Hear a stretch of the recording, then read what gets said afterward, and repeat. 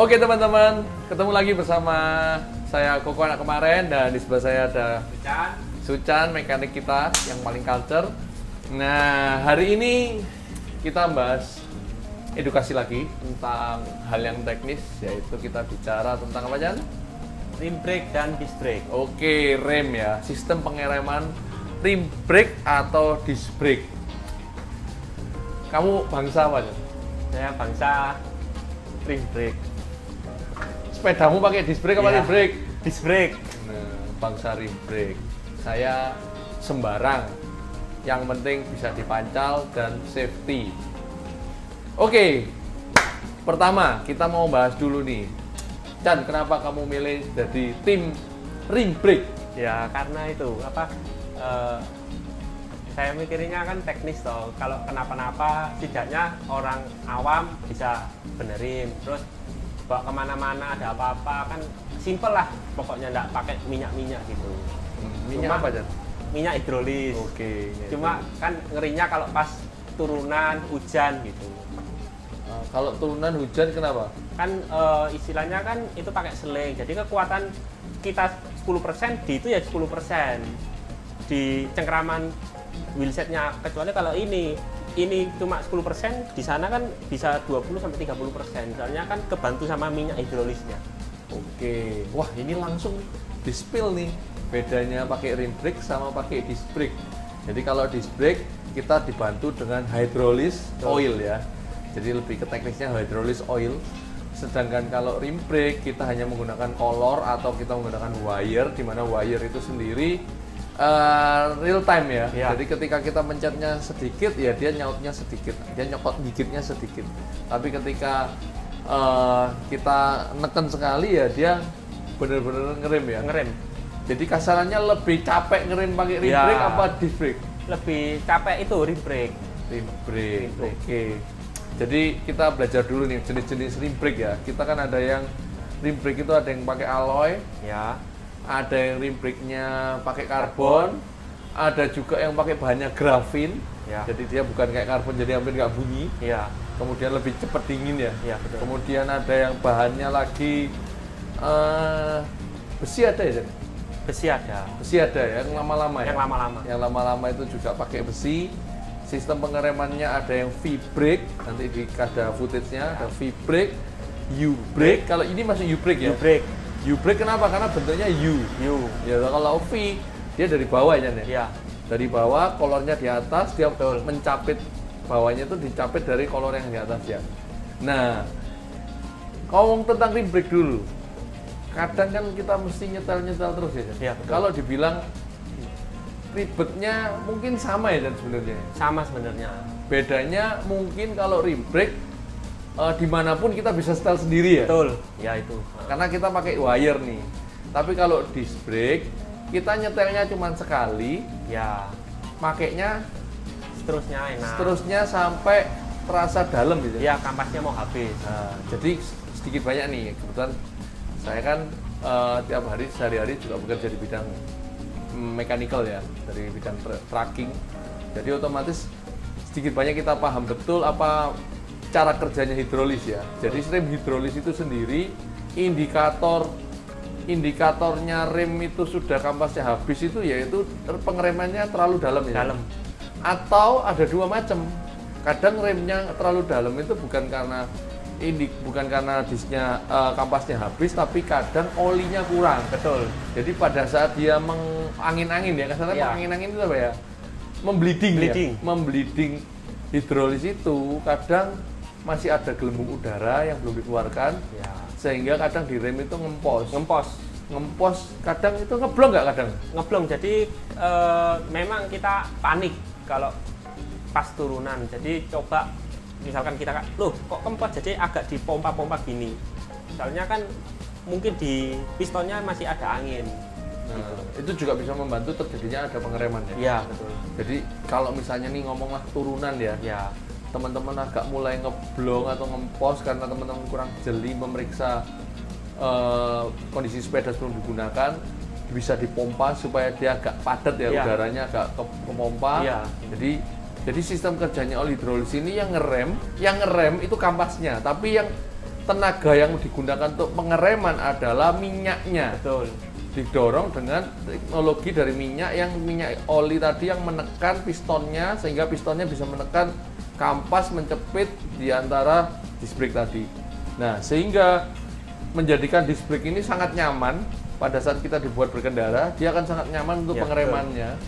Cuman yaitu memang ribetnya adalah kita tidak bisa membleeding sendiri. Somehow mesti harus dilakukan oleh pekerjaan yang lebih ahli, yaitu mekanik seperti Sujan ini.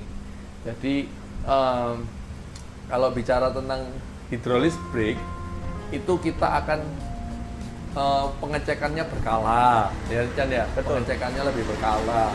Kemudian dilakukan pengetesan juga, pengetesan terhadap brake-nya. Tidak hanya itu, pengecekan terhadap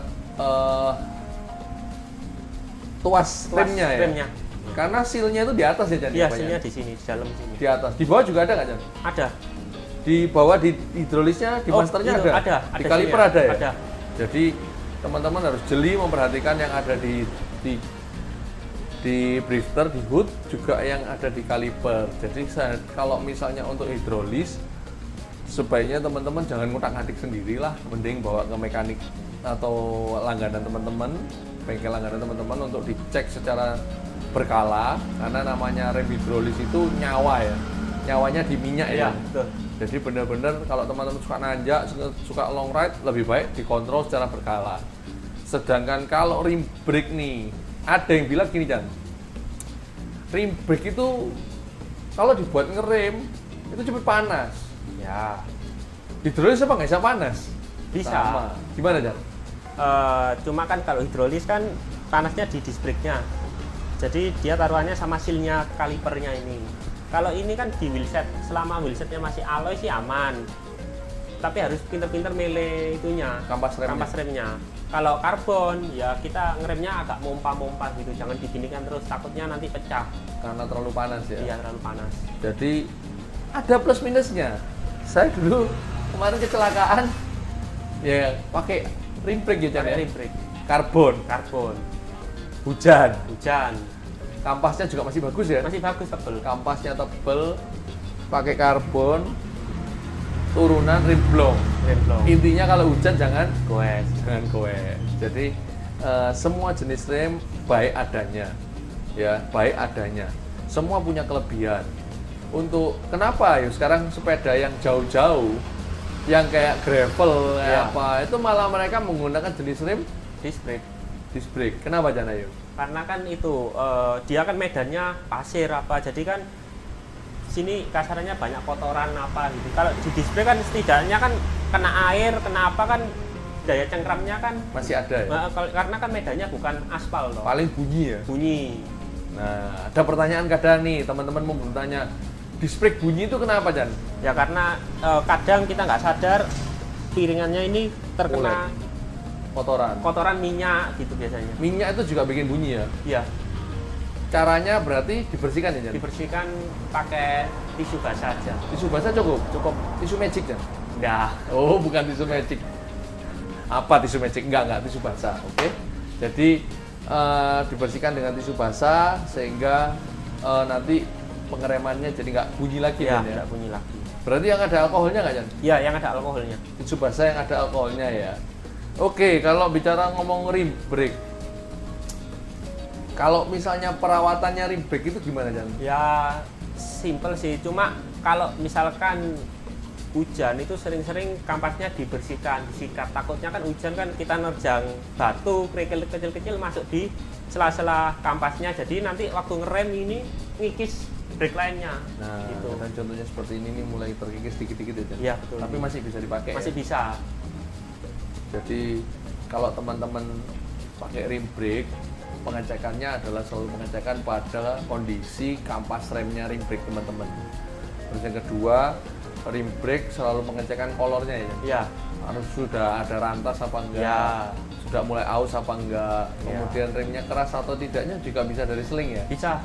Jadi keras atau tidak keras empuknya rim brake itu sebenarnya kebanyakan pengaruhnya bukan dari hoodnya aja ya, Bukan. tapi lebih ke arah Inner dan outernya. inner outer kabelnya. Itu juga perlu diperhatikan teman-teman. Makanya kalau teman-teman kadang ngomong, oh, rimku kok keras ya, lihat dulu. Kalau ternyata rim brake terus dimasukkan ke internal kabel Ya. routing ya pasti berat.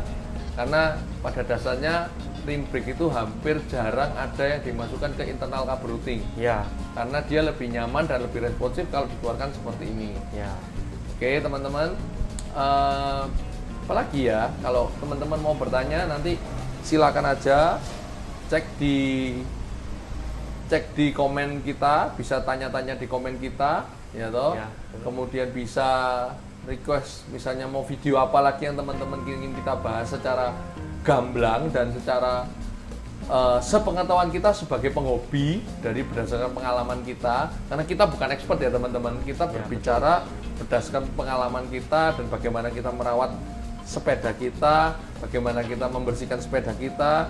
Dan oh ya, satu lagi, kalau misalnya habis bleeding, tolong teman-teman cek secara teliti apakah ada leak atau tidak di setiap sambungan-sambungan hidrolis teman-teman, seperti di kaliper ataupun di bagian hoodnya.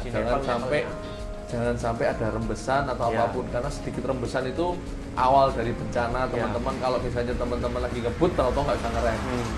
Sedangkan untuk rim brake, rajin-rajinlah membersihkan brake line-nya dari kampas rem teman-teman, sehingga teman-teman bisa tetap menggunakan rim brake-nya dengan baik. Dan pastikan kalau hujan jangan goes, karena mau rim brake mau hidrolis brake tetap bisa bahaya kalau hujan, terutama di turunan dan sangat licin. Jadi kelebihannya disc brake sama rim brake. Kalau disc brake, kalau menurut saya mau pakai pelek seringan apapun, karbon apapun, aman pakai disc brake. Ya. Tapi kalau rim brake pakai karbon seringan apapun, justru kita mulai mikir seberapa kuat pengereman kita. Ya. Ya kan? Berapa kuat pengeremannya. Lebih baik ada yang ada brake line-nya ya, Jan ya? Iya. Yang ada garis-garisnya ya. Itu Garis lebih air. garis-garis air ya. Iya. Itu memudahkan untuk gigitannya ya. Iya, Gripnya lebih dapat ya. Gripnya lebih dapat.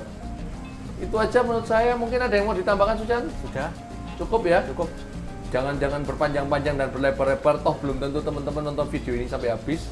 Jadi thank you sudah menonton, thank you udah nyimak video ini. Semoga berguna buat teman-teman yang masih galau, aku mau beli sepeda rim brake atau hidrolis brake.